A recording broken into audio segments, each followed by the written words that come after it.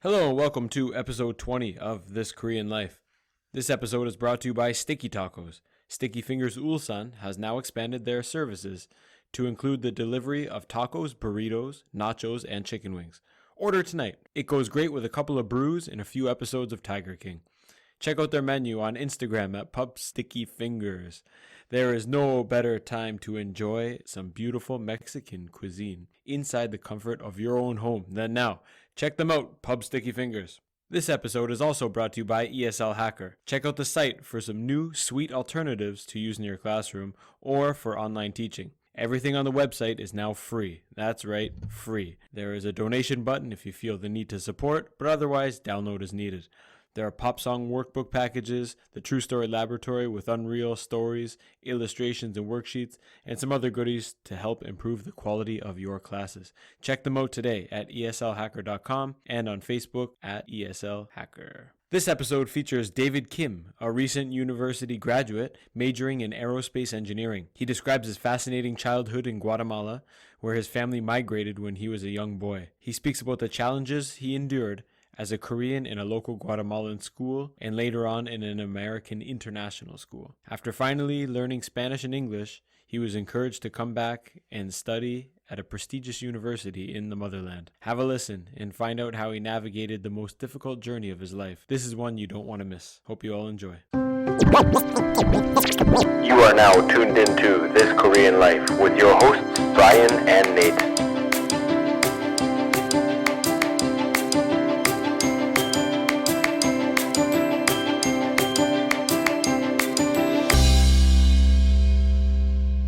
Hello and welcome to another episode of This Korean Life. Today joining us is David Kim from Guatemala. Very nice. That's a great intro. And it's just keep the conversation going there. Why do students at UNIST, an international English school, need to keep taking English classes? I find it quite... or is that more for the Korean population? I think so, but it's still... It's not, but it was never an English class to learn English. It was more of kind of effective communication or one was a presentation. We did a lot of presentation focused stuff. So there's a lot of different reasons. It wasn't a intro to learning English. We did have a basic grammar. Well, the first one was a grammar and something structured course where you learn a lot of the small particulars that. Many of the kids can speak English really well. Yeah, but however, it's like, aren't you required to know these kind of things when you enter unit? It's like, It is dubbed as the top 10 in the world or something, isn't it? No, their goal, top 20 by 2020? No, their They just put their motto is like they want to be top 10 by 2020. I think they have done that, but they want to be top 10. Top 10 in what? World. Yeah. Oh. At the Science and Tech University. Yeah, by 2030, they even I think they even proclaimed that they were gonna beat MIT and Carnegie Mellon at some point. Not if they're ripping off the papers there. Weren't people just copying the data results? That wasn't at UNIST. Plagiarism, I guess. Yeah. Weren't they plagiarising left and the right? whole country. I don't think it's any particular place, but no, I don't think there have been any cases there of major.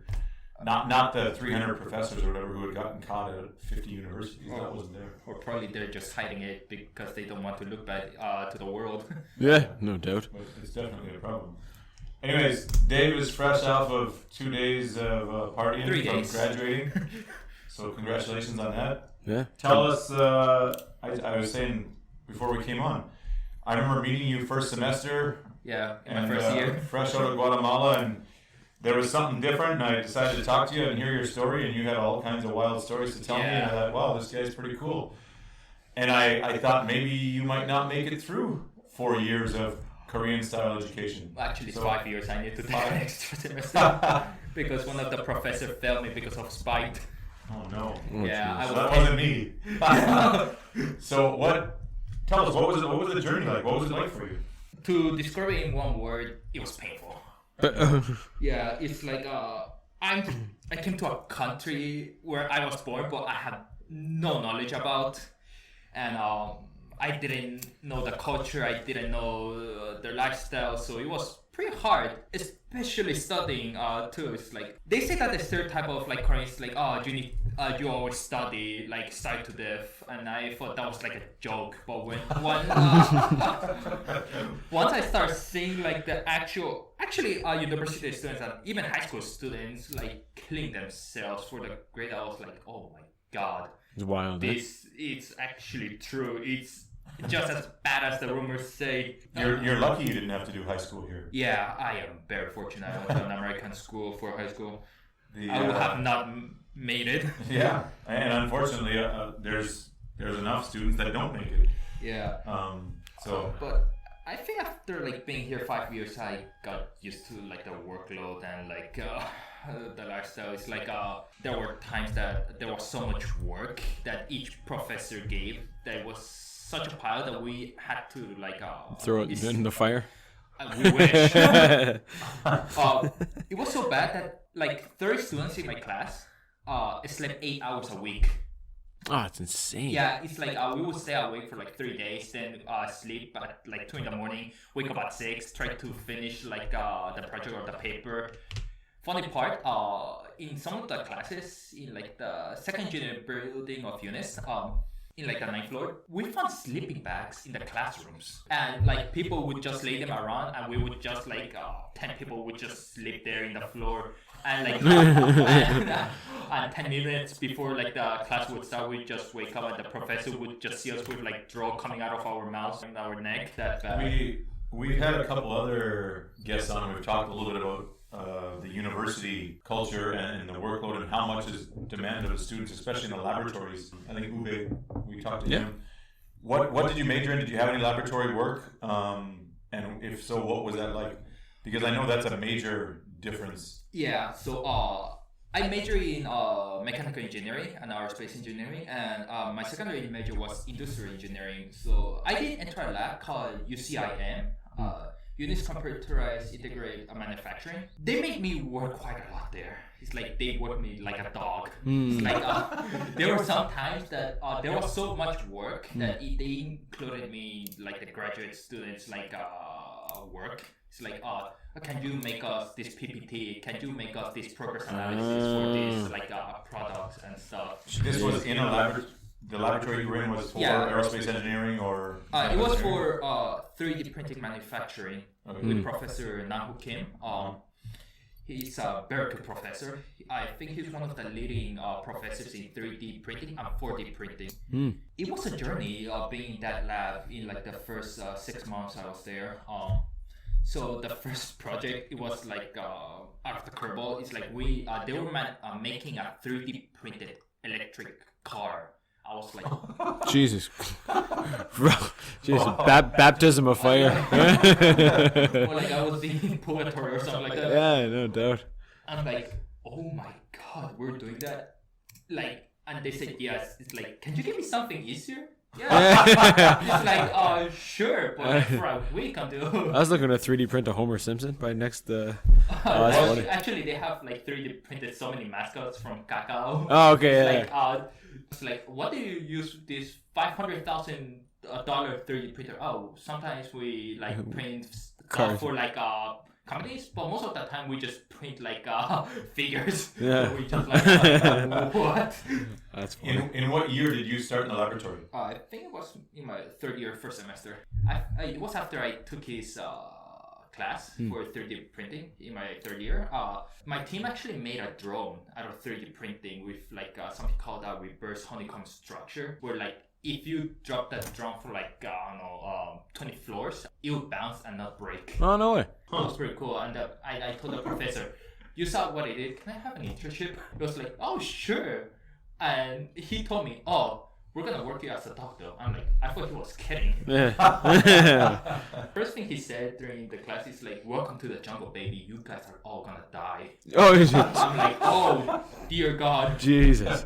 Welcome. How long was your internship? 2 semesters with vacation, so like around 6 months, 7 months it was. And what were some of the highlights of your internship? He said with vacation, so 6 months plus 2 days. Is that the 2 days vacation? I mean. Yeah. No, they didn't give me vacation. Just lip service. The highlights were like the 3D printed car.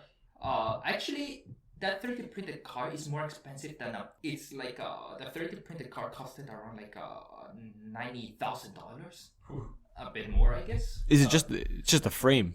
The car itself. A running car, operating car? Yeah, but it was an electric car, so I think they had like a go-kart like Engine in it, because it would go like around 45 kilometers per hour. Huh. I think it was in the UNIST site. They're not 3D printing the engine too. That's what I mean. No. It's the lithium powered. So they're printing, like I said, the frame and the everything, but the seats, the frame, like the steering wheel, everything is 3D printed. and then they just drop the battery in and it's ready to go. That's the only thing that was not 3D printed. Wow, that's wild. Think about crashing your car in 30 years. Hey, you're gonna. I mean, maybe an apartment complex like this will have their own. Crash my car again. Pew, push a button to go pick it up in a couple hours. So now that you're graduated, you did your internship. Can you go back and work in the laboratory as a researcher now, or are you looking? What now? What are you looking to get into? First of all, because I changed my citizenship to Korean. Before I had like a foreign card, like the rest of the international students, but my mom kind of changed my card. So you had Guatemalan citizenship? Yeah, I had like... Or dual? Did you have two? Yeah, I had a residentship there. So I could have changed it to a permanent residentship, like a green card in the US. Yeah. But my mom said like, change it to a Korean card and blah blah blah. So I kind of got screwed over by that, because now that I'm proper Korean, see, I need to go to a military. Part of mom's plan. My mom wanted me to go to the military one day after graduation. I'm like, what? Tiger mom flexing. So your mom's still Korean to the core, even though she's in Guatemala. Yeah. No, actually, no, she's scarier than a Korean, because she scares the gangsters in Korea. Yeah. But that's something I wanted to. I wrote down here. You said you were born here, raised in Guatemala, so you were shocked by the culture when you came back. Yeah, the school culture, anyways. But growing up in Guatemala, how much Korean culture did you feel you had in your home? Did you celebrate any of the holidays? Like, were you doing Jesa? Was mom doing kimjang? Were you doing any? Or was it totally? We did celebrate things like New Year's and like Christmas and those little celebrations, but we didn't celebrate. No one celebrates Christmas here. True. Actually, that was a shock, because in Guatemala we will have fireworks until like 6 in the morning, and nobody goes to sleep. Yeah. But when I hear it's like so Christmas quiet, not even. Yeah. How old were you when you moved there? 5 or 6. 5 or 6, yeah, 5 or 6 years old. Actually, this is one of the reasons why I don't trust my mother. It's like when I was 5 or 6, and when we were gonna go to Guatemala, right? We're going to Disneyland. She said we were gonna go on like a fishing trip or something like that. Yeah. I said, why is grandma not coming? It's like, she's gonna catch up. Next thing I noticed, I was in like this huge metal tube called airplane. Yeah. And I ended up in Guatemala. I was like, I had no idea what was going on. We moved to this new house. I was so confused. Yeah, no doubt. And everyone's speaking Spanish around here. And that's why I don't trust my mom anymore. She keeps lying. She had been lying to me for change your green card, David. Change the green card. It'll be fine. Do you have any brothers or sisters? Not that I know of. No. So it must be harder then, even as an only child, not having. If you had 2 or 3 siblings, you could hang out with or be friends with. It must be harder. Or to share get the problem, or tell them that they did it. Yeah. I wish. Blame them, man. Blame the siblings. So I imagine you were going there for mother or father's work.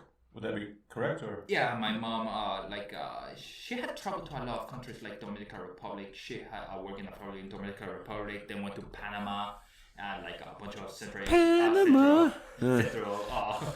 countries, and we ended up settling in Guatemala. There's a huge Korean community in Guatemala. There's even a Korean town in Guatemala, which is kind of funny. I remember eating there. $15, I think, for a bowl of kimchi jjigae. Oh, Jesus. Yeah. Actually, I was there. Well, probably just before you would come here. Maybe I would have been there in 2007. You were in Guatemala in 2007? You were here in 2007, weren't you? Oh, you came back 2008. Trip, and then I went. I had traveled from Colombia. Oh. All the way up through Panama, Nicaragua, Honduras, Guatemala, El Salvador, Belize, Yeah. and into Mexico. So how was it actually? Well, that's what I want to ask you. That's what I wanted to ask you. Okay. We probably had very different experiences in Central Asia or Central America. Central America, yeah. Saying that, like, I consider Guatemala as my primary home. It's Yeah. like, I actually do miss it. Yeah. But You missed It's like- what? Is it the? I Everything. assume it's sunny, it's hot all year round. no, it's not honey. It's like spring all year. It's like the perfect weather. Even say it's like the perfect weather. We don't want to go to Korea because it's like so hot or so Oh cold. Christ! Yeah. Yeah, What do you miss the most about there? everything, especially the food.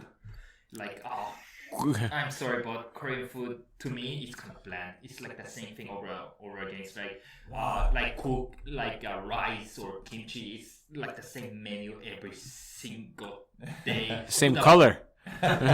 So nothing changes. To Yeah. the point that I picked up cooking. It's like I started cooking for myself. It's like I cannot take this. What do you make? Oh, it's like Ravian? No, I started learning how to make it's like a steak, mashed potatoes, Oh, like fresh pasta from scratch, Oh, cool. Good for and you. those kind of things because I was like so sick, tired of like Survival. rice. Survival is the the inspiration for innovation. Actually, cooking is such a good like skill to learn because once you like grow up, it's like and have children, it's like oh god, it's like I need to cook for my children and my wife, and I need to cook lunch to conserve money, so I kind of eat these fancy places, Yeah. or like I kind of like if you have children, you kind of get like a toshiba from 7-Eleven and just give it to them. Oh Christ! Yeah. It's like Or I have to eat like you. If my wife prepares every day and it's the same rice, seaweed, and kimchi. oh, unfortunately, Then I my get bored. girlfriend is like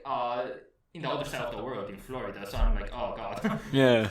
Oh, that's funny, man. That's why I love that I can cook, and I feel bad for some foreign guys who are married here that can't cook because Oh yeah, especially the Muslims in Eunice. There are certain things. They cannot eat meat because it's not like Pork, halal. yeah. Yeah. They cannot eat chicken if it's not halal or even Right. beef. So they need to like eat the shitty fruit from the cafeteria. It's Yeah. like but it's so but at least the cafeteria is progressive enough to make a halal meal for them. yeah because- a very shitty halal meal though. Because at the college where I am now, we have lots of Muslim students and no halal option. Oh god, that's So harsh. that's even worse. So these guys were eating bread and jam. Yeah. Bread and jam for the first That's- 2 months until they could figure out, What can where, I do? what can I get, where's the Supply- halal stuff, supply and where chain. can they cook with no kitchen. You guys are lucky you can apply for the kitchen. Actually, no. There's certain people that can apply to the kitchen. Only 15 people, 30, because there were some students that keep messing up the kitchen, like stealing things from the fridge from other students. And I'm like, oh gutless. god. Typical university life. Yeah. But you know what I mean? I look at Eunice as being pretty progressive compared to other places I've seen that don't have a kitchen for the students or even a halal option for them. So Yeah. it may have seemed bad, but it could be worse. I think that once they complain enough, like they're gonna get their own kitchen and a halal menu because that's what happened in Eunice. There's such a big international community in Eunice that like they start complaining to administration, like the international center. Why is there not a halal menu, or why there's not like a? Well, if you get 300 big- students, yeah, you Which can't. is good, you and there can't- should be. Absolutely. Yeah, They're a and- big part of the student population there now. They got so sick tired of it that they made a petition with like over 400 signatures from students. They show it to administration, like do something about it, or we're gonna just like take it to social media. I'm like, Yeah. Whoa. oh, But Cool. and it's good. The university realized it and they made changes. So yeah. albeit maybe not the best halal meal, but they do have something now. So Yeah. that part's good. Going back to Guatemalan education, you were in you said an American school, right? You were in an international It was, school. in elementary. In my first and second year, first grade, second grade, I was in a Spanish, like a Guatemalan public school, right? But what we were talking about, like about being bullied and racism, yeah, it was so bad that I actually needed to change like two schools in like a single year. Yeah. It was that bad. They got some rough fellas over there. Like they were comparing me to like I'm Korean, but the most stereotypical like a racist thing to say to like an Asian guy is like, oh, you look Chinese, like your eyes are so like closed off and things like that, and like do you eat only garlic for your like breakfast? Garlic? Yeah. Only if it's mixed with cabbage and fish sauce. Yeah. It was so bad to the point my mom said, oh, if Guatemalan school is not gonna work, I'm just gonna send you to an American English school. And that's what she did. Like I started my third grade. Yeah. And she also lied to me back then. It's like she said, "Oh, we're gonna go to like another school. Like you're gonna learn Spanish." Next day, it's like everyone's speaking English, and I have no goddamn clue what they're saying. So you went there speaking Korean. You went to Spanish public school and learned Spanish. No, you went to Guatemala speaking Korean. Only Korean. At 5 or 6. Actually, this is what interesting. I didn't speak a single word until I was 5-6 years old. So a word of any language? I couldn't even speak Korean. I understood it, but I didn't speak it. Okay. So no way. So I went to that English, to my Spanish. Yeah. Guatemalan school. English school speaking Spanish. So when did you learn Korean? Just recently, actually, when I came to Korea. Ah, really? Korea, in UNIST. So you could understand. You could understand. Oh, I didn't know that. But you never spoke a lot, and then so you were learning Spanish in the public school system in Guatemala. Yeah. And then you moved to the American English school, but you spoke Spanish. You spoke Spanish with your parents? Korean guy speaking Spanish and no English. I spoke broken Korean, but mostly Spanish. Because I didn't have too much interaction with my parents. They're the type of people that would go to work at 6 in the morning and come back at like 11:30 in the night. Oh. So I was in the care of my maids and bodyguards. So hold on. Was your dad on the national football team or what? No. I'm guessing like, a lot of the Koreans have like the garment like industries. bodyguards and like maids in local Guatemala. Local Guatemalans. Like Philippines and many. Yeah, it's the same. So yeah, I was raised by my mates actually. That's why I consider my mates like my older sisters and stuff. But yeah. So you went to the American school speaking only Spanish? Yeah. So you got another problem now. Yeah. No doubt. It took me like 2 years to properly learn English. I could only speak Spanish during class. So when they asked me a question in English, I was like, what are they even asking me? Oh, are they even talking to me? Were you put in like in special ESL or yeah, kind of. You had a special class to teach you the basics, and then they threw you right into the. No. Actually, no. It was together. It's like I didn't go to ESL or anything. It was just full like integration. Oh, full integration. It's like a immersion. Full immersion. Yeah. It's like a lion motherfucker. They're come out of Isn't there a bird that does that? Just knocks the baby out of the nest. If you fly, you fly. If not, yeah. But isn't that the best way sometimes? You know, I mean, if you. But imagine like a Korean that just went to Guatemala and needed to speak Spanish from scratch. 2 years later, you need to learn English from scratch. Knowledge. It's like. It's not but no now, easy feat. But now think of the Koreans you've met here who've learned English for 10 years and still can't speak. Been dragging their heels through the dirt for 10 years. I was like amazed. Like it's funny. Like even the Koreans that have spoken like English for like 5-6 years, they cannot even hold a fast like fluent conversation. But I had a friend that went to Canada for like 2 years and came back to Korea. Yeah. His English is so fluent. It's like he only learned English for 2 years. I was like, whoa. Yeah. But you're better than this guy who has been speaking for like 10 years. Yeah. But I think too it has to do with confidence, a lot of it. And I think and immersion and full integration. For example, your Spanish and your English is a classic example. Yeah. But if you go, your friend was born and raised in Korea and then went to Canada. I think how much of an effect it must have on you when, you know, you're going through the system and every time you get a big red X on your test, you're like, oh, my English isn't good. Oh, you know, you're not getting perfect on your test. I wonder if that has like some impact on you, or you're afraid to speak. When you meet every Korean, what do they say? I'm not good at English. Yeah, my English isn't good. Yeah. Fine, thank you, and you? My English isn't good. Okay, now let's start. Or like I don't speak English at the time. But even some of the big guys say that and My English isn't good, And and they then you have speak- an they give a hour speech, conversation with no or they give a problem. speech in English Yeah. for an hour. In my case, it's the opposite. It's like my English is like I'm very fluent. good. My Korean is absolute garbage. That's funny. So, what were some of the biggest challenges coming back here learning Korean? Oh, it's like Grade 3 I all came over here- again. yeah. Oh yeah, I came here alone. Actually, in my first year, right? It was like I was living in dorm, so it was kind of easy. But when you go outside, right, and you need to get something to eat, and you need to speak Korean to the Korean ladies, right, to give you food, Yeah. and you speak in broken Korean is like. So maybe speak to that point. You look Korean, and they probably assume you're Korean. So it must be weird to them when you don't speak Korean. Actually, no. No? A lot of the Koreans that I have met, they come to me and ask me, like, are you Korean? Or like, are you like a foreigner? And like, I told them, I am a Korean citizen that cannot even speak Korean. They just look at me weird. Unicorn. Yeah, so I started like, I literally got like an elementary school textbook and started like learning from there. Good for you. Probably the best. And now, do you feel your Korean is sufficient, or? To hold a conversation, yeah, to order like meals, like direction, Yeah. the basic Korean. But not for writing essays or something like that?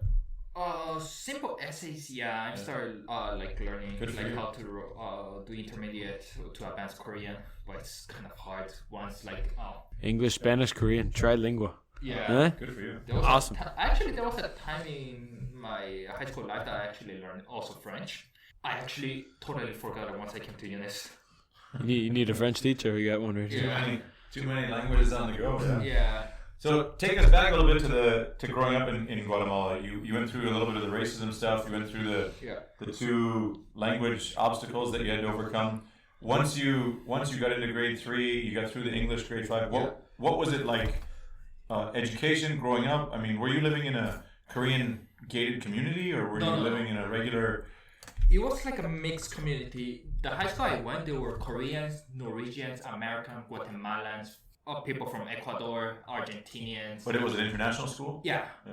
It was like we had like a variety of people, so there was no racism, and racism in that school was not tolerated. It's like they would give a hurt on you so like regret being a bully. So my school name was Equity American School. I love that school. It was like every single time like something bad would happen, I would just wanted to go back to school, like meet my friends and stuff. Best. Had a good sense of community at the school. My high school years were like the best. Like everyone there, including teachers, like my classmates, friends, Yeah. we were family. Awesome. It's like if you mess with us, you mess with everyone. That's It's awesome. like- Do you think that was your specific case, or do you think many international schools are like that because it brings people together from all over the world? No. I was fortunate to go to that school because in other international schools, in the area, they had severe cases of bullying. Yeah. Even in middle school and high school, it was very bad. And do you know what's funny? It's like most of the bullies were actually Korean No way. in an American school, which is really funny. Yeah. It's like how do you say like in Korean, like they were like gangpe. It's Gangsters. They were Super trying to bullies, ask. gangsters, yeah. They were like these rich kids that have a lot of money, so they can do whatever the hell they want. See, that's what we were speaking earlier about. If bullying, if you let the bully run its, if you let bullying run its course, will someone eventually teach that bully a lesson, or someone stands up to the bully and he learns through a natural process that it's not good. And I wonder, I wonder if those kids ever got what was coming to them. Yeah, actually, what we were talking earlier today, there was one case of bullying in my high school. It was during 7th grade, where there was this guy. He was white. He was the literal definition of white trash, and I had like a Mullet. yeah, and then I had like an African American friend. Her name was Kalina. She was black, right? Yeah. With braids and everything. Yeah. So this guy was like actually being like harassing her, even sexually at one point. It was so bad to the point that she had enough and just punched me in the jaw and knocked him out cold in the middle of the class when the professor was away. He actually got suspended, but everyone knew that she had she could not tolerate it, so she just got like a warning, and that's it. The other guy got suspended for like a day or two. I don't remember that well, but he started doing like he was quiet. She didn't do anything to her, but he was still bullying a couple of like the younger kids. Yeah, and to the point he like the school said enough. He got expelled. The same 2 weeks before like vacations. Wow. So would you say then that your mom did a good thing in that case and sent you to the right school? Yeah. Well, she still lies to me. It's like I thought we were like this poor, like lower middle class family. I come to Korea. Hey, we're making this bunch of apartments in Incheon. It's like with $1 million that we had saved. It's like, Mom, it was. He said he wanted to go. He wanted to do his master's because before I had like a computer. I used the same computer from 1994 all the way to like 6th grade. Yeah. Where the computer just broke. Yeah. And we just got like the cheapest computer next to the market. I was kind of grateful because I thought we didn't have much money. Everyone had like Xbox, these cool phones, like iPhone. I had like a flip phone. Then I told my mom, Mom, it's like, can I get like this expensive headphone? She said no. So I keep saving money. Then my mom said like, it's like, hand it to me, I'll save it for you. And then I told my mom, Mom, where's the money? It's like, we need to use it for shopping. I'm like, seriously? Yeah, but now she told you have 2 apartments in Incheon? No, multiple apartments. We are making an artificial island, building like several dozen apartments. Your family? Yeah, my mom. He told me earlier he wanted to do his master's in the States, and his mom was like, sorry, we don't got money for tuition. Yeah. He comes here and she finds out she's building islands. Yeah, I was so mad. It's like I'm like and this is the thing, it's like Korean moms usually don't do that. Yeah. So I think my mom became like a ghetto version of a Korean. After traveling, she's the gunpei now. Yeah, after she traveled to like multiple countries. She was also like an international person. She speaks fluent Spanish, fluent Korean. I think there was a point that she speaks like Dominican Republic, and they also speak Spanish, but they have their own dialect and language. So what was your mom into? Is she into the I know the garment industry is very big there. The what? Garment clothes making. Yeah. Is that what your mom does? Yeah. And that's what lots of the trading and moving countries and stuff is? She does business here with the US in a company called Aeropostal, but she has done like brand. She's the general manager of the Guatemalan branch. Oh, dude! So I got an Aeropostal shirt in there. Yeah, absolutely. My entire class is Aeropostal. But yeah, it's like she's an amazing woman, even if she's like, I don't want to say this in a podcast, but she's such an asshole of a mom sometimes because. But hold on, and I'll stop you there for a sec. We're a little bit older than you. Yeah, and I think. Yeah, how old are you? 26. Yeah. Once you get older and reflect, you'll say, wow, thank God I didn't. I think the same when I'm doing those things with my kids. Yeah. And I think that's why my dad did this. I agree. That's why my dad said this. I agree. And I think the more your mom has, the more. You don't need to. The more she's got to beat you down, man. She got to keep you in line. You don't want to be that runner. She beat me down verbally. Yeah. That's why she was really harsh. That's why I tried to excel in high school, because when I was in elementary kids, she would beat me to a pulp if I got like a 80 in a exam. Tiger mom. But I think that was a lot of our lives, you know, and Guatemala, because it maybe didn't advance socially as much. But yeah, I mean, I think that's a lot of that's what I went through when I was a young kid growing up. So, but this is what I learned in Guatemala. When I saw like Guatemalan parents, it's like they don't beat the children to a pulp and strip them naked and throw them in the hole of the night. This is what I learned. You don't need to hit at children to educate them. You don't need to put a hand on them. What you need to do is embarrass them in front of their Peers, friends and Yeah. peers, so they don't forget that they messed up. Yeah. And that's what Korea is famous for. The losing face, shaming. Yeah. Shaming is way worse here than going to jail. Yeah. Absolutely. Yeah. That public shame is the Look at worst the- possible thing you can get. That's also what shocked me when I came to Korea. It's like The drunk drivers They- in Go Up Top. Have you seen them? Yes. You're wearing the big sandwich boards. I'm a drinking driver. Yeah. Yeah, it's shame. And It's it's like powerful. and public shame, and they don't like put a lid on it. When you are shaming someone, you try to be as quiet as possible so they don't listen, right? But no, it's like when they're whispering, it's like they're screaming. It's like, oh, you're so bad. It's like, oh, and they do it in a way so that entire public can hear it. Yeah. Oh. I was like, no, you don't do that. Please punch Like, me. I'm grateful that my mom punched me instead of like Shame. traumatizing me or shaming me. Yeah.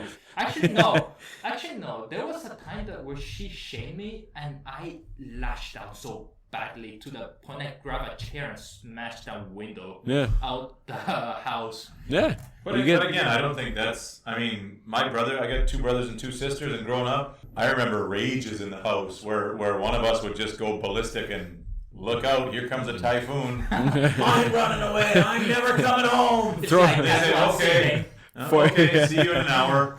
And then you go, Forget, and you go, oh, maybe I can't live alone. Yeah. Okay, yeah, I'm coming back. Yeah. So I think So- you'll appreciate all that stuff a little bit more, a lot more once you get older, and especially once you have kids of your own. You'll really reflect and you'll see those things in a little bit different ways. So In my case, it's also reflecting. However, I think I learned more of how the things that I should not do. Yeah. The things that I should like absolutely not do. Sure. It's like not beat my children to a pulp just to teach them a lesson or like lying to them just to get like a point across. But You none hear of that? us will ever be perfect. And I look back and I think now I understand why my parents did this. I think I should do this because I think it worked and it's good. I think this maybe wasn't necessary, like you say. There's other things I'm sure that I do that my parents didn't do that are also not correct or the best or whatever. And it's just live and learn, right? You just keep trying to be better. And ideally, your kids grow up to procreate as well. And once you have the kid, you look back and go, oh, it's almost impossible to be perfect, to be a perfect Yeah. parent. And we've been doing that for how many generations, and we're still nowhere Doing near the perfect. same. So imagine we all have our faults, right? Actually, I disagree. I think like now, like people are like being more lenient on how to educate their children because I like before like the 1990s or like the early 2000s, right? You would see like a Korean mother is like slapping their Sure. children and beating them, but now if you go outside, it's like They beat them in the house now. yeah. It's changed. That part has It goes evolved. around. That has changed a lot. When I came in 2003, we've talked about it on numerous other podcasts. I mean, beatings were common Yeah. in academies, public school, everywhere. It was still very, very But common. I would like to argue that it swung too far the other way. Now? Yeah. Where the I kid still the think- kid will beat the mom for doing something, you know. Actually, this is. But I still think these kids are much more respectful than kids at home. There's not anywhere near the back talk or the mouthiness or the disrespect that's around at home. Actually, no. I don't think so because I have a lot of like cousins, right? Yeah. Which just like back talk to their mothers, like my aunts. Yeah. It's- How old? I'm 26, so they're 24 right Okay, now. but I'm saying elementary school kids. Elementary school kids at home, they can be quite demanding and quite mouthy. Aren't like all kids like that though? If you think about it. Yeah. Not in Korean public school. I think there was a lot more. Well, I taught it in for 3 years, and the discipline and respect for elders and for people who were not your peers, even for kids who were 1 or 2 grades older than them, was drastic compared to That's home. what I'm saying. Why the fear of a bully would. At home, a grade 6 kid Keeps would people punch in out a line. grade 8 kid. They didn't care. Yeah. Here, a grade 6 kid wouldn't even look at a grade 8 kid. that's the thing about Korea. It's like what you said. It's hierarchical. Hierarchy. The hierarchy everywhere. Yeah. It's like even in companies, it's like Companies in my hockey team. Seriously? In a recreational hockey team. I say, okay, I explain the drill, let's start. Everybody turn and look to the oldest guy. It's like. But the oldest guy is 62.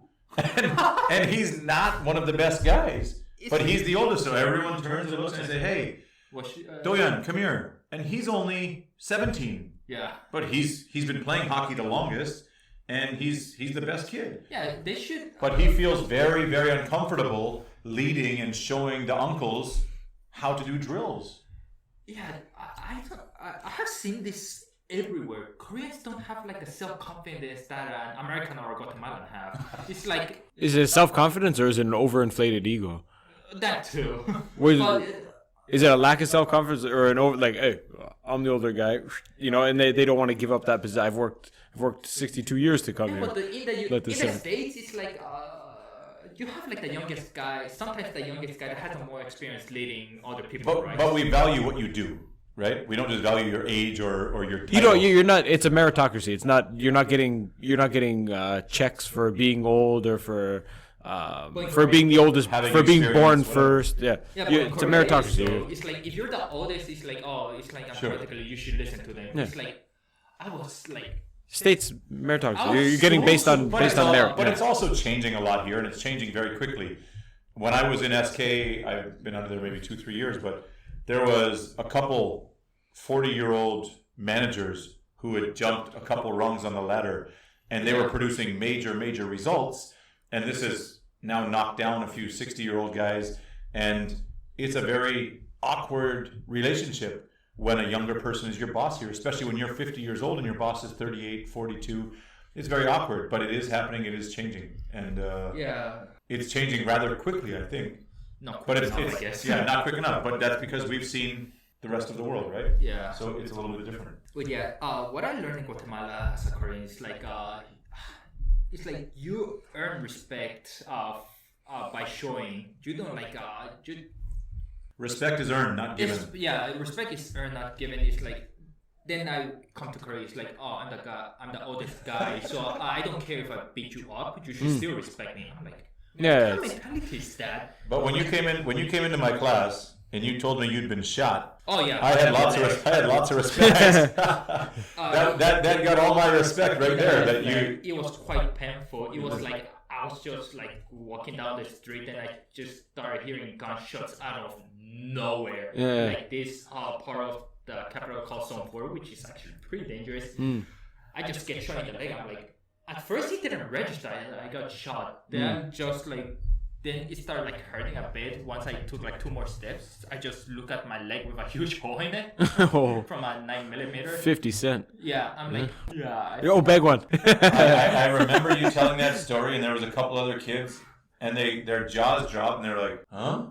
He's Korean. He seems weird because he was in Guatemala, and his Korean isn't very good." And he got shot. Like, is this guy a gangster? Oh. And you were kind of making fun of Korean culture a little bit, of how weird it is and how serious it is, and. But And it they were is like, true though. is this guy a gangster from Guatemala or what's this guy? Actually, And you had a couple really funny stories. Like, this is great for the kids. They're going to get some culture Yeah. instead of. Gun culture.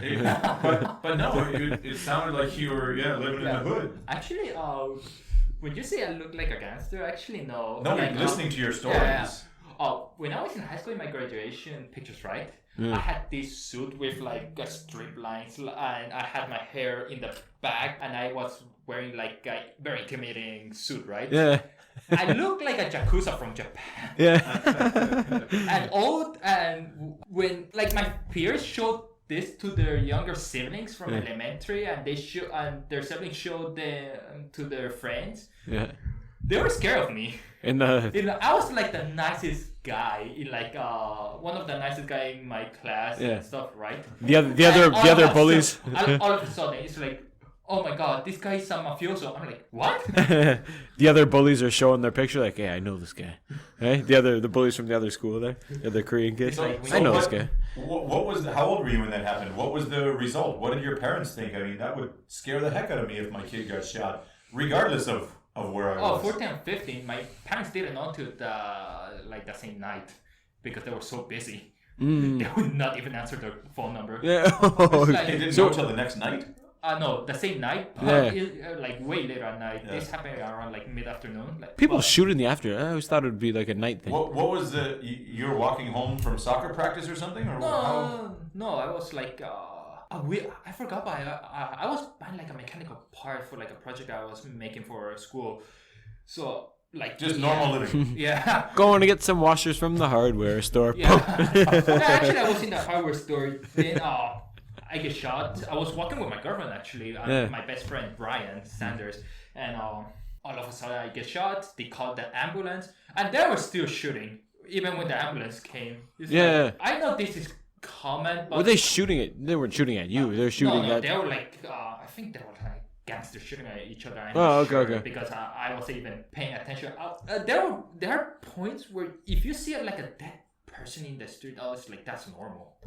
You see some So dude. that's what I'm gonna like- ask you. Did this have any effect mentally on you to be around the gunshots, to be shot, to go through this? Does it have any lasting mental trauma? Reflecting No, back, it wasn't that bad. Do you feel lucky and really fortunate now that if it was 2 feet higher, it would have been your chest, or? Yeah, I feel fortunate, but when I think about it, there's so many gunfights and street fights to the point it's like just an inconvenience. Really? You were Yeah. living in Guata City? Yeah. Yeah, in the center of the capital too. It just becomes normalized. Yeah, even my my dad actually got assaulted by like 3 people with machetes and those kind of things. They entered to the back of his car and they threatened him. Unfortunate for them, my dad was in the army for so many years and like a black belt in like taekwondo. It's like my dad can be very scary. No doubt. Yeah, and he just beat the crap out of them so badly Holy that the smoke. police came Yeah. and they thought that he was the assaulter. I'm like, no, they Oh, are the wow. assaulters, and they were in the ground. Some of them had like a broken jaw with like a tear. I didn't know what happened. Yeah. I was eating like a street food like hamburger, Yeah. like a $1 hamburger in the street with like with my mate, right? We just come out, we just see this guy's blood in the street with like 2 police cars. What happened? Nothing, son. Just Like, wait. Yeah, that's what he told me. It's like, Holy and I smoke. talked to like my friend's coworker, right? It's like, what happened? It's like, well, Dude, his dad kicked these guys' that's what asses. just happened. So, That's yeah, wild. as a Korean, it's like Koreans when they see violence is like a big deal, right? Because violence in Korea is kind of very uncommon.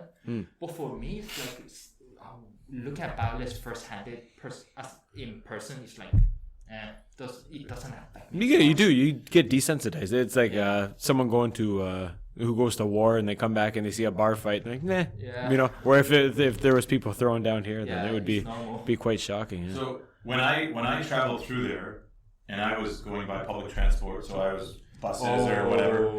And I remember getting Is that off in dangerous? in San Jose. I remember getting off in Guata City. I remember thinking like some of these places were rougher than where I lived in Africa.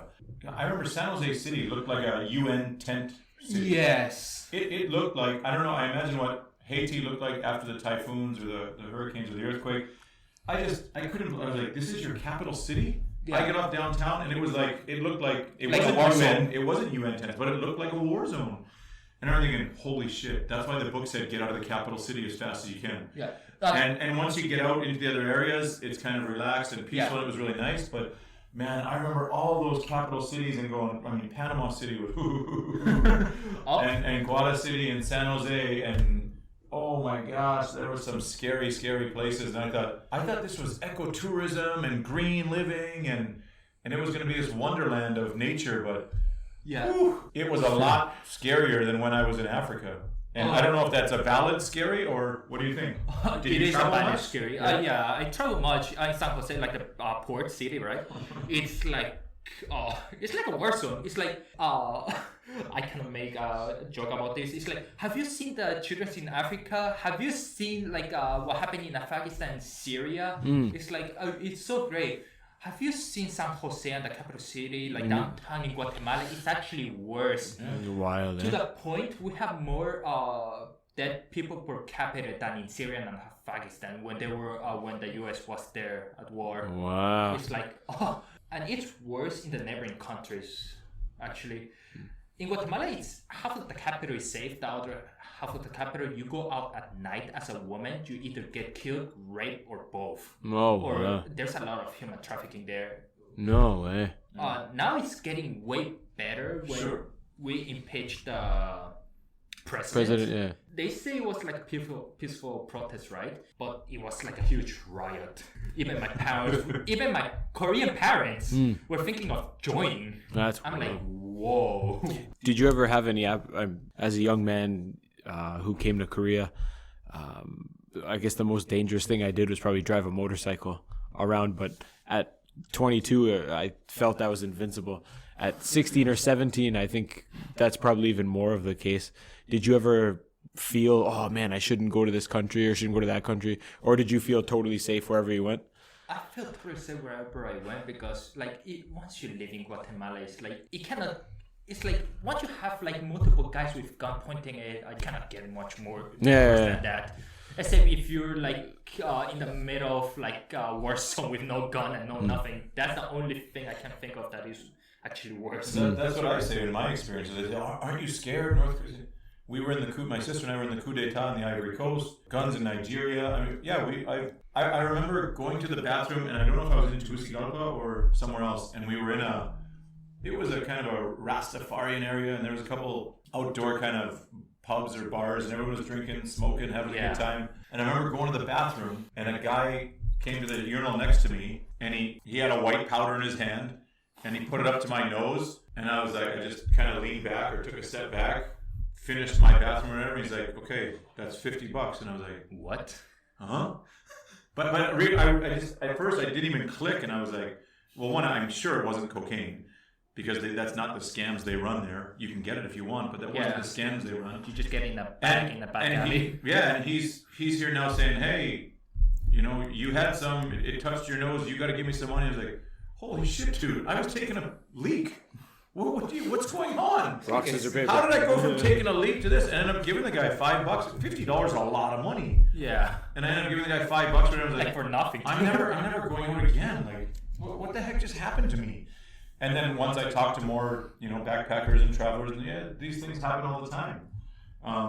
But yeah, I have some crazy memories from those cities and going through a lot of those places.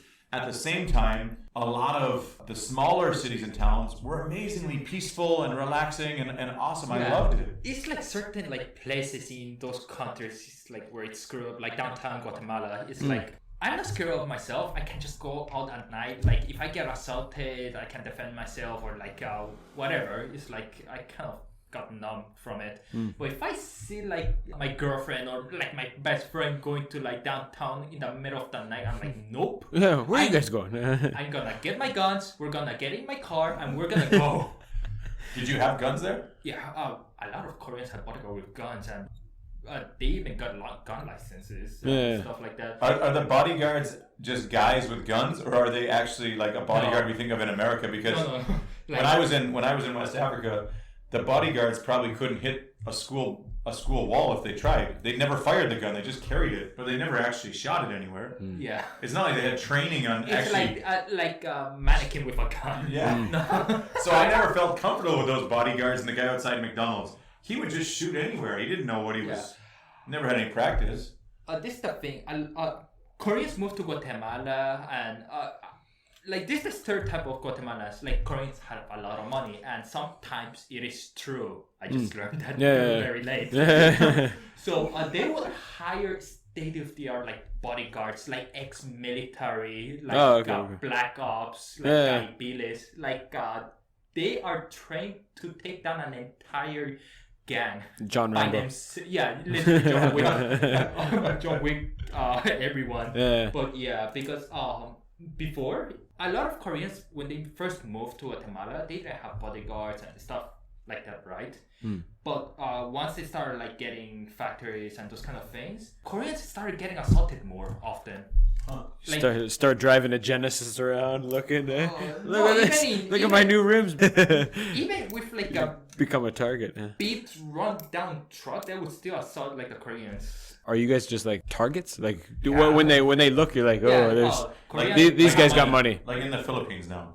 They know that any Koreans living in the Philippines now money. have companies, businesses, and they have money. So and they're often extorted for it. Yeah, that's why it's, one of my uncles, like he wasn't uncle by blood, but he was like a very good friend from all my parents, right? Yeah. Like one day in like December, it's like he gets shot to death in Amatitlán, which is Lake City, right? He gets shot to death. My parents were so shocked. In the funeral, they actually hired other bodyguards from like security companies. Oh, no way. It was like, Jesus Christ. It was like 2 full military battalions. Oh, because I guess that would be a huge target for if people did want to attack. Yeah. Koreans. Who like they It's called like the old Italian funerals. yeah.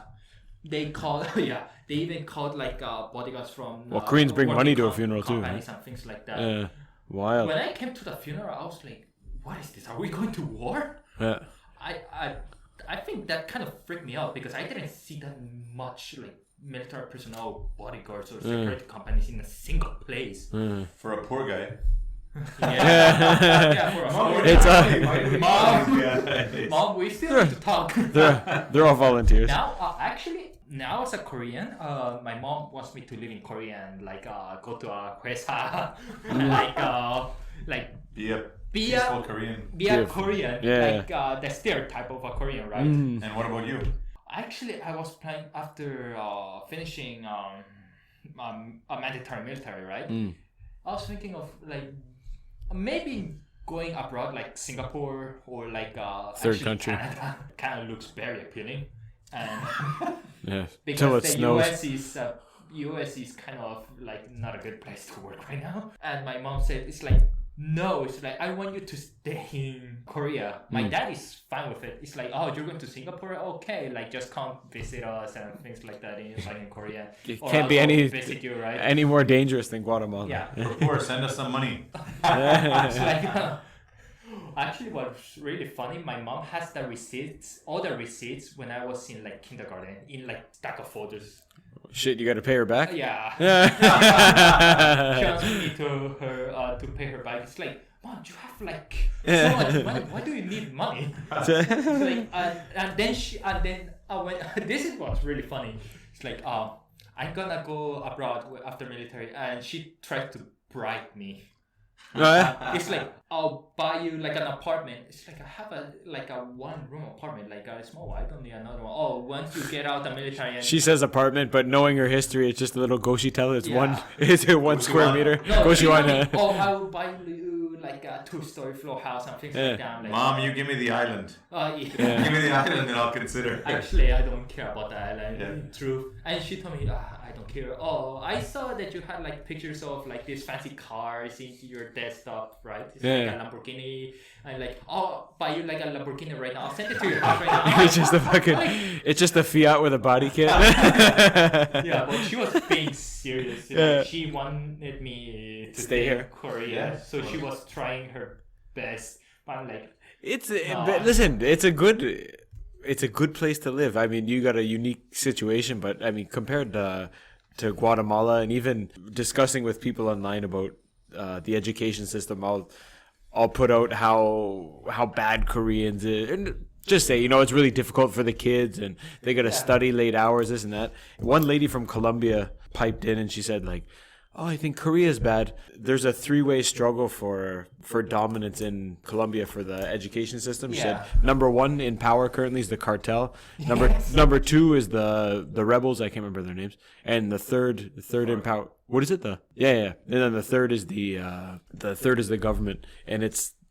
Did I say this on the last podcast? But anyways, they go. The cartel is going into the poor rural areas and recruiting the kids before they even have a chance at life. child And soldiers. absolutely.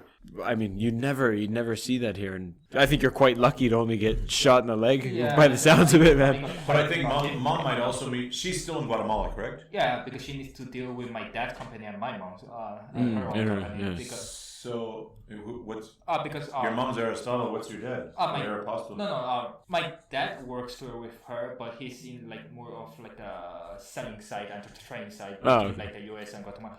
However, currently my dad is in Seoul right now to get treatment because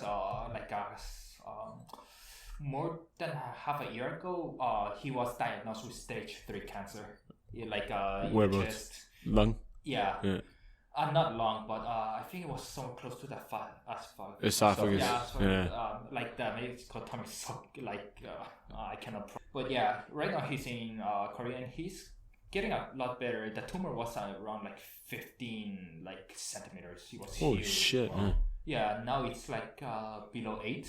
Good. After like a lot of Chemotherapy. chemotherapy, he lost all his hair. Well, what are you laughing at? You're looking at me laughing. you know how he feels, right, Brad? No, So do you think ever that mom might be disconnected to what the current status of life in Korea is like? Oh, definitely. That, she's worried that... Do they travel back often? No, actually she came once in 2015 to literally berate me about how I'm doing things. Your grades weren't high enough? I'm coming to get you. She took a private plane she landed right in Onyang. And right now, Right over the Bulgogi. it's like right now she came in first class with my dad to leave my dad in Korea because he couldn't come here alone, right? Yeah. Because he lost like almost 30 kilos. Yeah. It's harsh. And like she didn't know how public transportation works. She didn't know how to call a taxi. So Ma cacao taxi. What? yeah. What? So that's why I wonder. She's looking out for you because she's seen a lot of wild stuff in her day, and she knows Korea is a nice, safe place for you. But maybe she's also disconnected to what your life would be like here. She's disconnected to Korea as a whole. Yeah. She might be Korean. She knows fluent Korean, right? Sure. She knows the culture from the past. Now the culture in Korea has changed dramatically. Sure. So when Does she know BTS? probably she watches a lot of TV in her free time. But yeah, she's gonna go back. No more pictures of David. It's just pictures of BTS. She's disconnected to the point that now that she sees the current trends in Korea, how mothers treat their children, it's she got a more or less harsher. Right. To me, when I was still in university, actually even now, it's before it's UNIS is such a great university. It's better than Arizona State University that you wanted to enter. I sent her all the stats of UNIS. Yeah. It's in education, we're in 251 in the world. We have a score of 23 out of 100. Yeah. And I show her all these bad things about what's happening in Korea, what's happening in my university, all the suicide attempts, all the suicide. And she started all of a sudden, right? She started getting nicer. It's I understand, because she understands what I'm going through. Not as much in person, but after hearing from my aunt, she knows the situation in my university pretty well. 100% Korean lectures in thermodynamics or fluid mechanics course, which is an absolute hurdle to pass. I got lucky that that got a C or a B in those tough classes, right? That's even wild. in Korea. How do they still get away with that? That's They don't get away with that anymore because they changed the system. The grading system's all screwed now. Yeah, they changed the president. He came from KAIST, actually. The president is from. Yeah, so I think they're not going to get away with that anymore. Wow. I wish they had done that when I was still there. But that's it's something that you... Yeah. But however, my mom is still berating me. I'm I want you to go to military, normal military, the day after graduation ceremony. Yeah. I'm Come on. I got a podcast to do, I Mom. got a podcast to do. And 2, I just got my ass kicked for 5 years. Yeah. So could you just give me a couple of months? I'm willing to go to Katusha or normal military, but can't you give me until December? Yeah. It's no. Gotta My dad was decompress. my dad was all cool. My aunts were all cool about it. But they say, it's you're gonna be wasting a bit of time. It's I wish you go to or enjoying it. Yeah, true. I told them I was enjoying my time right now. Even if it's 3 days enjoyment. Do you think you can get into Katusa? That would be really good for you. Yeah, because what they required is English test, TOEIC, TOEFL. Sure. I just passed my TOEIC exam in speaking and writing, 190 out of 200. Yeah. Good. I think I messed up because in the speaking because I had a cold and I was like coughing and stuff. I think I got like points. He's got corona. Give him a 190. Get this kid out of here. Like isolate him. But yeah. I think that'd be good if you can get into a specialized area of the military. I think that'd be really good for you instead of just the general. Fluent English speaking people. Sure. Actually, they started making like if you take more English tests, it's more likely that you're gonna get into Katocha. So like in a couple of weeks, I'm gonna take the other TOEIC, which is reading and listening. Shouldn't be that difficult. And also gonna send him the podcast. Be like, hey, look at this. Hey. Yeah, look at this. Because before in Katusha, which is really funny, there are a lot of people that entered Katusha and they couldn't speak English fluently. Yeah. And I think they pissed off a lot of the command chain, like military command chain in Katusha. Absolutely. It's like we cannot even communicate with these guys. It's got to be like, annoying, yeah.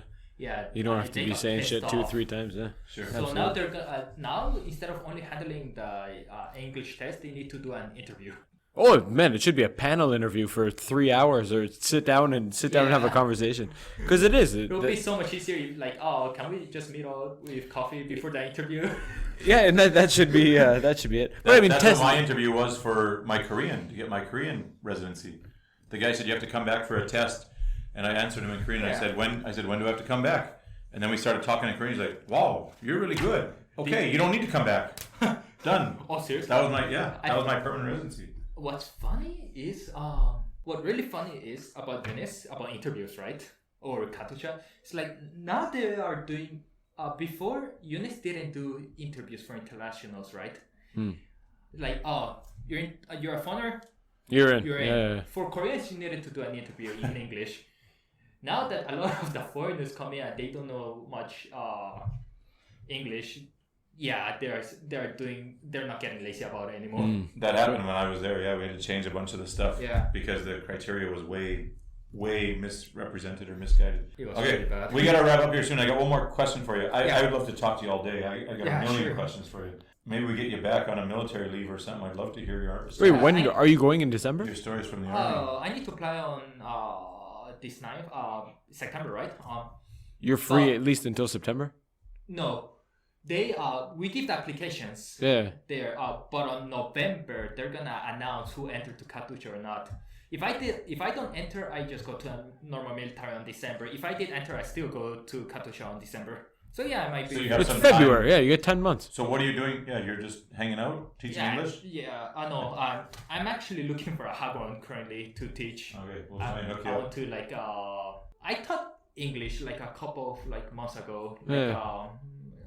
Taught middle schoolers English conversation. We even went to a trip where no Korean was allowed. Only English. If you talk Korean, we had those toy hammers. And I would just smash it. Okay, last one. Do you have any intention of ever going back to Guatemala and injecting yourself into your mom and dad's companies? Or is that off the table, not an option? No, I want to be a mechanical designer, like a CADing. But yeah, I want to definitely go back to Guatemala. I have friends there. My best friend, I even consider him as my brother from another mother. Even his parents are my Guatemalan American parents. My best friend father was the principal of my high school. Actually. Cool. So I would, after soccer games in Saturday and Sundays, I would go to their house every day, eat with them, lunch, dinner. My parents would come pick me up. They're my family apart from my family. Awesome. So I do want to go back to Guatemala soon. Yeah, cool, very nice, dude. It was great having you on again. Yeah, it was. It was an honor to be here. And I don't know if you're free in the next you get the next 10 months off, so we're gonna have you back, man. There's so many. Sure. Our question list was 3 times as long, you and can there's call me anytime. lots of cool stuff and a great perspective on. I think an interesting, a lot of spice in the life, which is what I like. A lot of variety. A new type of Korean, like a new breed. Yeah, absolutely. Wicked. Thanks for coming by. We'll have you on again. Everyone, thanks for listening. We'll see you again next time. Bye-bye.